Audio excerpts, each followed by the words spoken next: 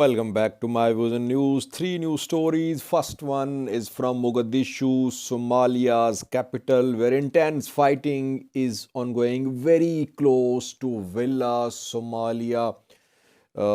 Somalia's president's office and residents. Al Shabaab fighters have managed to breach the security of the most secured zone in Somalia once again, not the first time. Secondly, was Gurage zone of Ethiopia, SNNPR, where yesterday we reported that a police vehicle was attacked by unknown attackers who threw a grenade at the police vehicle. Situation is worsening in Gurage, where a member of regional assembly was arrested today.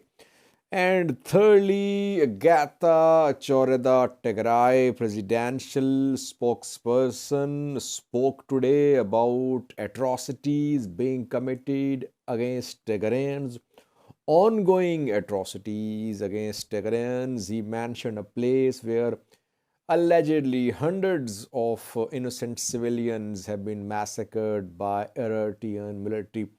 What did Getachew say? What did he demand from Ethiopian federal government and international community? Firstly, we were Somalia, where we know that Hassan Sheikh government has launched offensives on different fronts against Al Shabaab, an armed group declared a terrorist group in control of around one third of Somalia. Hassan Sheikh took office in May, and more than a month ago, his government launched operation in Gulmudug, in Hirshabelle, in other regional states of Somalia against Al Shabaab. But Al Shabaab could not be considerably weakened. Al Shabaab fighters today carried out an attack on a hotel near Presidential Palace, near Villa Somalia. The name of the hotel is Villa Rose Hotel, which is just meters away from Villa Somalia. It is meters away from a prison, meters away from headquarters of NISA, Somalia's intelligence agency. Heavy fighting is still ongoing. Al Shabaab fighters managed to enter this hotel, which is frequented by Somalia's government officials. Several ministers, Somalia's government officials, were at the hotel when Al Shabaab fighters entered the hotel. One of them reportedly carried out a suicide attack, and then others entered the hotel. Al Shabaab has claimed the responsibility for the attack on the hotel. In a statement, Al Shabaab said that its fighters had attacked Villa Somalia because Villa Somalia is very close to this hotel. So far, fighting is ongoing. Loud explosions are being heard. Meanwhile, government has issued a statement, Somalia's government, saying that a security operation is underway to clear the hotel. It means that still hotel parts of it are under the control of Al Shabaab fighters. Around 2 months ago, Al Shabaab fighters carried out an attack on a hotel in Mogadishu, and security forces took more than 24 hours to clear the hotel. Several people were killed and injured in that attack. Same is happening, that Al Shabaab managed to enter high security zone of Somalia. If Al Shabaab fighters can reach Villa Somalia, if they can reach a hotel so close to Villa Somalia, it means they can reach anywhere in Somalia. They can hit wherever they want to hit. So recent and ongoing Operation against Al-Shabaab could not considerably weaken Al-Shabaab. Al-Shabaab still has its main military capabilities intact. Let's see how long the government forces take to clear the hotel. Obviously, some casualties and some people injured too, but details not being made public. Reportedly, Dodishe, who is Minister of Internal Security of Somalia, has been injured in this attack. We saw statements from some ministers saying that they were safe and they had been rescued. Reportedly, a senator was rescued. His name is Dunia Muhammad, and Minister of Fisheries Ahmad Hassan Adan was also rescued from the hotel. But several other top officials are still at this hotel where fighting is ongoing. Secondly, viewers, Gurage zone of Ethiopia, which has been demanding a separate regional status, part of Ethiopia, obviously.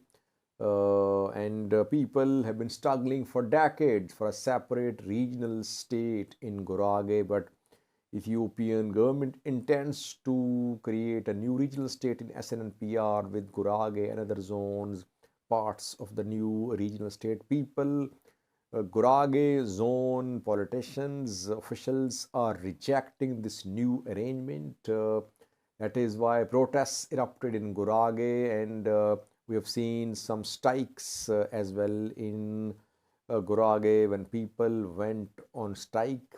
2 days ago, regional government announced to set up a military command post in Gurage to control the worsening law and order situation. And yesterday, an attack happened on a police vehicle in Gurage zone. Some police officials were injured. Reportedly, a hand grenade was thrown by unknown attackers on this police vehicle in Gurage. Several police officials were injured yesterday and today. On Sunday, a member of Regional Assembly of SNNPR, who is from Gurage zone, has been arrested. His name is Tariq again Dagife. Tariq again Dadife is a member of SNNPR Regional Assembly, but he is from Gurage zone. He and several others have been arrested today in the ongoing crackdown against Gurage. Notable people, notable persons, several have been arrested. Gurage youth are being arrested in large number. So overall situation is developing rapidly in Gurage zone.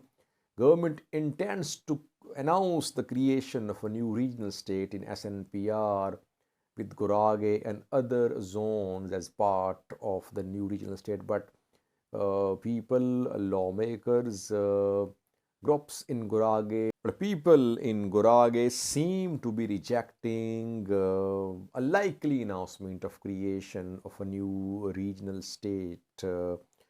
People of Gurage, majority of them and some groups, they want creation of a state comprising only Gurage. They want a Gurage state like Tigray, Amhara and other states, regional states. Ethiopian federal government is opposed to creation of new regional states along ethnic lines. That is why tensions are going to rise in Gurage, especially if a new regional state is established with Gurage and other zones as part of the new regional state. Thirdly was Gata Choreda today leveled more allegations against Eritrean military. He named a place where allegedly hundreds of civilians were massacred by Eritrean troops. Name of this place is May Abe. In May Abe, Gatacho claimed that Eritrean troops killed dozens of civilians, including children and women. He said hundreds of civilians were killed by Eritrean military. He urged Ethiopian federal government to fulfill its responsibility in terms of ensuring implementation of the peace agreement, and he asked international community to keep on putting pressure upon the parties on Ethiopian government for implementation of the peace agreement. Was ENDF also involved in any atrocity committed by troops in Tigray? Tigray regional government officials, Gatacho, they never say a word about ENDF. Since the signing of the peace agreement, they have been silent.